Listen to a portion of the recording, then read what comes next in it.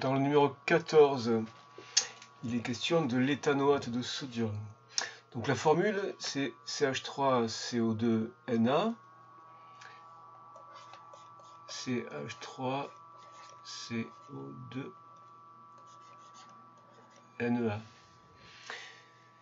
L'équation de la dissolution dans l'eau fait apparaître la rupture de la liaison cristalline entre les ions, libérant les ions CH3CO2- d'un côté et Na+ de l'autre. Donc on écrit CH3CO2 Na solide donne CH3CO2-.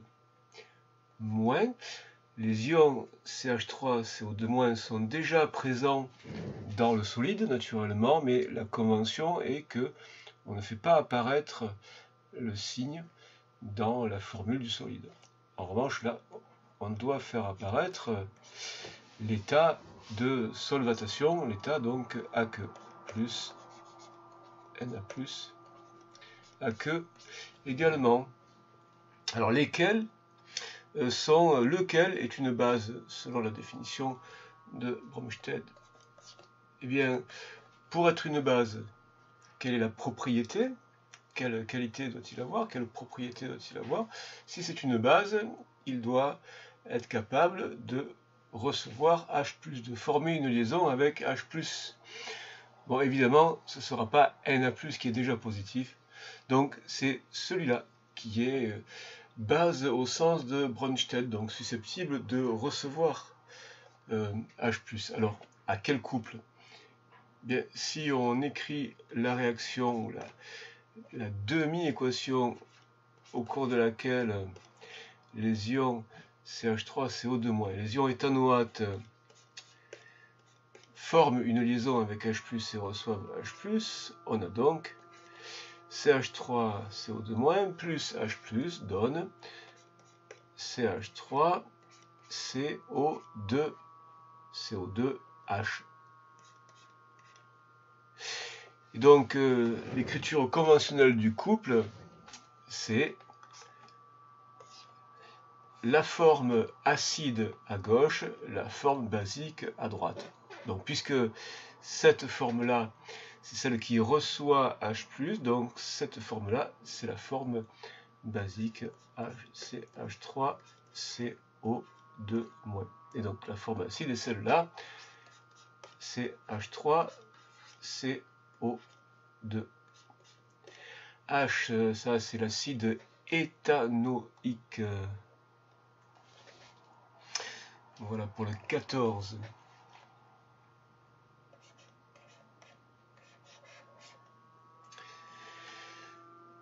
Dans le 17, il faut essayer de reconnaître une molécule là à l'aide de ce modèle, un peu comme les modèles moléculaires qu'on manipule en TP.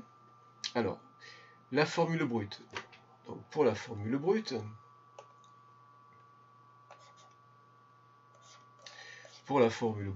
on fait l'inventaire.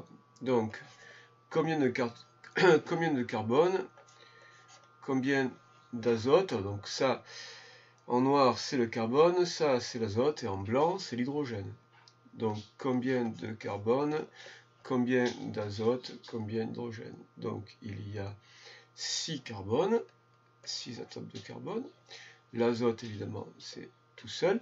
Et les hydrogènes, 1, 2, 3, 4, 5, 6, 7. Donc, 7 atomes d'hydrogène. Alors, évidemment, la formule brute ne donne pas beaucoup de renseignements. Alors, semi-développé. Donc, semi-développé, on va faire apparaître cette partie-là, ce groupe-là qui est le cycle carboné, avec donc 6 carbones et 5 hydrogènes. On va écrire C6H5. Et puis ensuite, la partie qui apporte la propriété basique, qui est donc le groupe amine, qui donne le nom en in, et donc NH2, un azote, 2 hydrogènes. Donc entourer le groupe caractéristique, évidemment. Le groupe caractéristique, c'est le groupe amine qui lui donne, donc qui fait qu'il appartient à la famille des amines. La famille chimique, ce sont les amines. Maintenant, la représentation de Lewis. Eh bien, si l'azote possède 5 électrons de valence, il y a 5 électrons de valence, la stabilité étant acquise pour 8 électrons, donc 4 doublés sur la configuration de la couche externe, sur la couche périphérique, il doit former 3 liaisons. Donc 3 électrons doivent rester disponibles et il y a un doublé non liant. Donc une fois que ces 3 liaisons sont formées, il reste un doublé non liant. L'azote est porteur d'un doublé non liant. Donc la représentation de Lewis, si on veut détailler un peu plus, la molécule, alors,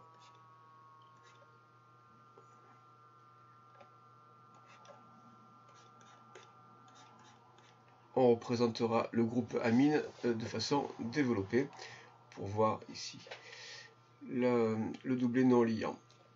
Alors, est-ce que c'est une base ou un acide? Alors, si c'est un acide, ça veut dire que elle libère, cette molécule-là libère H+. Alors, libérer H+, c'est pas facile pour une molécule comme ça. Il y a des hydrogènes là qui ne sont pas aussi mobiles, on dit labiles, que pour la famille des acides carboxyliques. Or, on remarque ici qu'il y a un doublé non liant. En revanche, donc le doublé non liant, lui, il est disponible pour former une nouvelle liaison, et notamment avec les protons H+. Et donc, grâce à ce doublé non liant, l'azote peut former une nouvelle liaison avec un proton H+. Donc s'il peut faire une liaison avec un proton H+, dans ce cas, il reçoit H+, et ça, c'est la propriété correspondant aux bases. Donc la formule développée de l'espèce conjuguée, eh bien c'est ce qu'on va obtenir lorsque l'azote aura formé une liaison avec le proton H+. Et donc on va avoir C5H6. Alors on vous demande semi-développé. Donc on va laisser cette partie-là regroupée de façon compacte et puis on développe plutôt celle-là. Et donc on va avoir ici les deux hydrogènes qui étaient déjà présents, et puis un nouvel hydrogène qui s'est formé grâce à ce doublé non liant qui est devenu liant. Mais évidemment, c'est pas un hydrogène atome avec son électron, son proton et son électron, il n'y a que le proton. C'est un ion H+, donc le déficit en charge, la charge positive, évidemment, demeure sur le groupe NH3, donc c'est NH3+. La formule développée ici, c'est ça, et la formule semi-développée, ce sera H5C6 NH3+. Donc là, représentation de Lewis, ça ne changera rien de la formule semi-développée puisqu'il n'y a plus de doublé non liant.